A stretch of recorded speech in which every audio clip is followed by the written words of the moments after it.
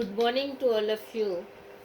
Class 8, subject Social Science, Chapter 9, The Making of the National Movement 1817 to 1947. Dear students, आप अपने book का page number 111 निकालेंगे। वहाँ से आज हम पढ़ेंगे a nation in the making, उभरता हुआ राष्ट्र। It has often been said that the Congress in the first 20 years was moderate in its objectives and methods. अक्सर कहा जाता है कि अपने पहले 20 सालों में कांग्रेस अपने उद्देश्य और तरीकों के लिहाज से मध्यमार्गी पार्टी थी। During this period, it demanded a greater voice for Indians in the government and in administration. इस दौरान कांग्रेस ने सरकार और शासन में भारतीयों को और ज़्यादा जगह दिए जाने के लिए आवाज़ उठाई। It wanted the legislative councils to be made more representative, given more power and introduced in provinces where none existed. Congress का आग्रह था कि विधान परिषदों में भारतीयों को ज़्यादा जगह दी जाए, परिषदों को ज़्यादा अधिकार दिए जाएं और जिन प्रांतों में परिषदें नहीं हैं वहाँ उनका गठन किया जाए। It demanded that Indians be placed in high position in the government. For this purpose, it called for civil service examinations to be held in India as well, not just in London. Congress चाहती थी इस सरकार में भारतीयों को भी ऊंचे पद दिए जाएं।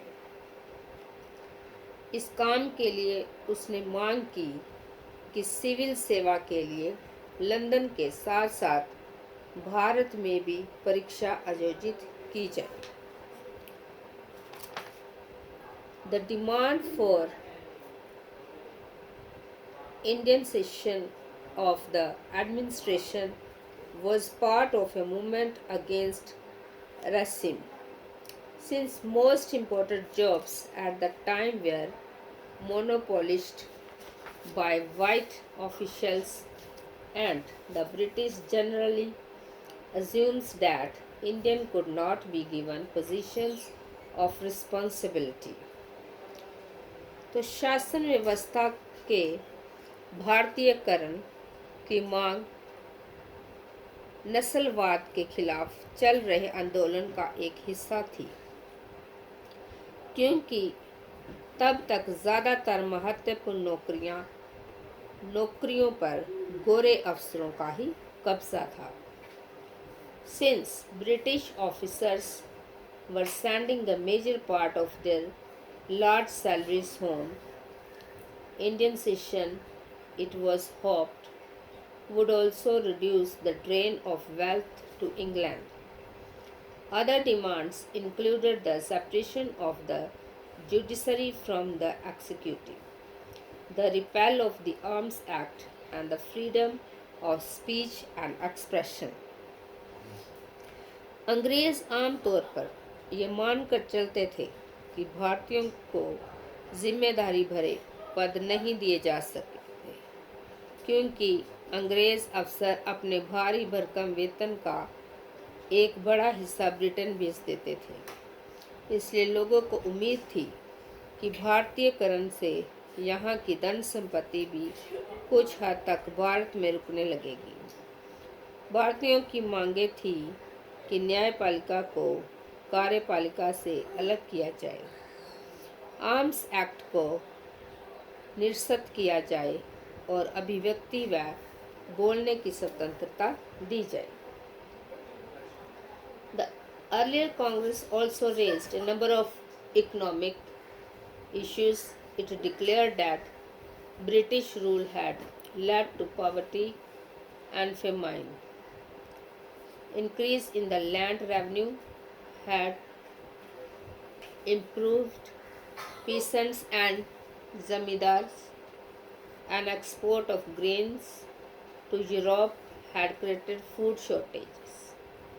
The Congress demanded reduction of revenue, cut in military expenditures, and more funds for irrigation. It passed many resolutions on the salt tax, treatment of India laborers aboard, and the suffering of forest dwellers caused by an interfering forest administration. All this shows that despite being a body of the educated elite, the Congress did not talk only on behalf of professional group, zamindars और industrialise. शुरुआती सालों में कांग्रेस ने कई आर्थिक मुद्दे भी उठाए। उसका कहना था कि भारत में ब्रिटिश शासन की वजह से ही गरीबी और अकाल पड़ रहे हैं। बढ़ते लगान के कारण काश्तकार और ज़मींदार विपन्न हो गए थे और अनाजों के भारी निर्यात की वजह से खाद्य पदार्थ का अभाव पैदा हो गया था। कांग्रेस की मांग थी कि लगान कम किया जाए, फौजी खर्चों में कटौती की जाए और सिंचाई के लिए ज़्यादा अनुदान दिए जाए।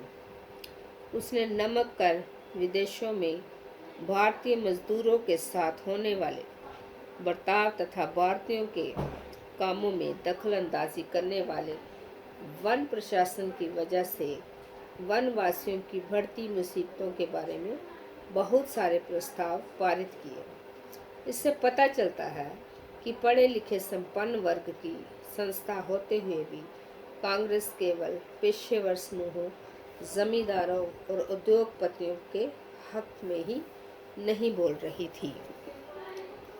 तो डियर स्टूडेंट्स, अब ब्लैक बोर्ड पर मैंने होमवर्क लिखा है, तो इसको आप कॉपी पे उतारेंगे और याद करेंगे।